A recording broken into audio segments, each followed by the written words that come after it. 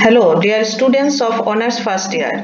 This is Tahmina Madam. I hope you are doing well at your home and keeping up your studies as well. Dear students, today I am going to explain the poem Ode to the West Wind, written by Shelley. Shelley is one of the major English romantic poets. He is also known as one of the finest lyrical and philosophical poets in English literature. He was born in 1792 in United Kingdom and died in 1822. Shelley belongs to the poets of the 19th century, which is called the Age of Romanticism. You know, the chief subject of Romantic literature was the essential nobleness of common men and the value of the individual. Before going to explain the poem, I would like to tell you the characteristics of Shelley's poetry. As a romantic poet, Shelley uses nature as expression, personification, and radical thought to provoke a sense of revolution. His poetry divides itself into two distinct modes. In one, he is the violent reformer, seeking overthrow the present institutions. In a different mode, Shelley is like a wanderer, following a vague, beautiful vision, forever satisfied, unsatisfied, and sad. Shelley was motivated by French Revolution and also inspired by the philosophy of Plato. Like Plato, Shelley believed that there is a great or superpower behind this creation. Now I am going to tell you about the poem. Ode to the West Wind is a long poem of 5 stanzas. In this poem, he tells that the west wind is a symbol of power. This wind is a destroyer and at the same time a preserver. This wind destroyed the dead leaves and keeps the seeds alive, from which new life will begin. He says in the poem, "Wild spirit, which art moving everywhere, destroyer and preserver, here, oh here." It is an ode, and you know that an ode means a lyrical poem in which a poet praises or glorifies an event or individual, describes nature intellectually as well as emotionally.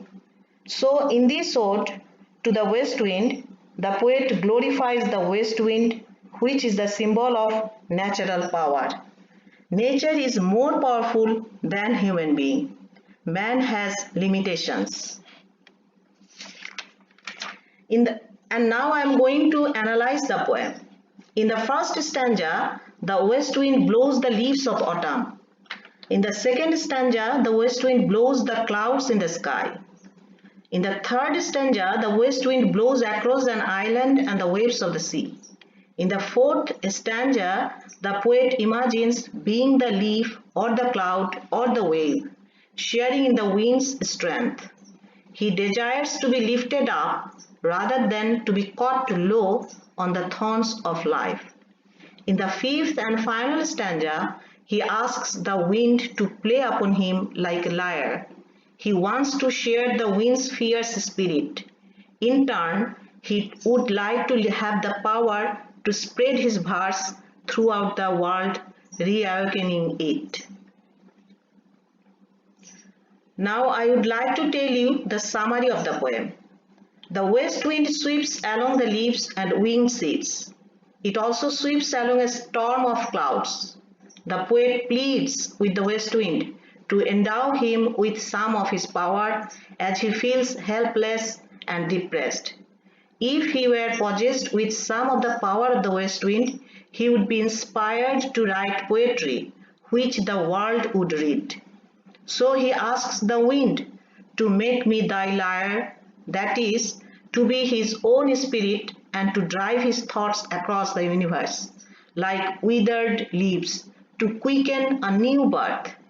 In the fifth section or the stanza, the poet takes a remarkable turn. He transforms the wind into a metaphor for his own expressive poetic capacity. In this poem, Shelley links nature with an art by a powerful natural metaphor. Here, the spring season is a metaphor for a leap of human consciousness, imagination, liberty, and morality. The poet ends the poem with a hope of his own poetic power. He says in the poem, "If winter comes, can spring be far behind?"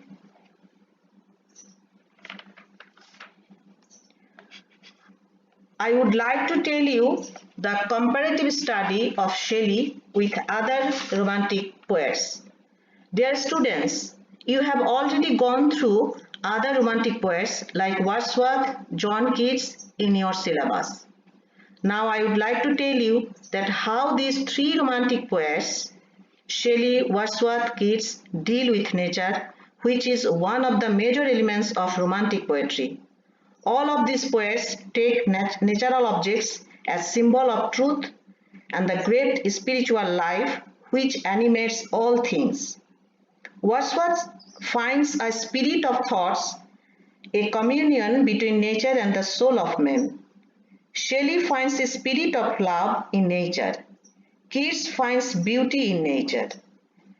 To him, beauty and truth are one and inseparable. In a word, Wordsworth found himself in nature, Shelley lost himself, and Keats found beauty in nature. Thank you.